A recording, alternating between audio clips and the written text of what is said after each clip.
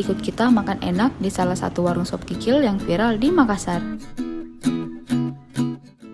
Warung sop kikil Hunter Deng Usman ini buka mulai jam 10 pagi hingga jam 5 sore. Oh iya Sobat Explore, warung sop kikil ini dijalankan oleh Pak Usman yang merupakan pensiunan militer yang hobi memasak. Mulai dari 35.000 saja, Sobat Explore sudah bisa menikmati seporsi sop kikil. Porsinya besar dengan tulang sumsum yang isinya juga banyak. Sebelum menyantap sop kikil, jangan lupa meraciknya dengan jeruk nipis, sambal, dan kecap juga ya Sobat Explore. Rasa kuahnya yang segar dan kikilnya yang kenyal membuat siapa saja langsung lahap pada suapan pertama.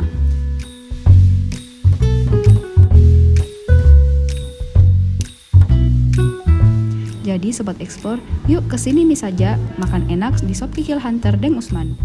Salam Explore Makassar.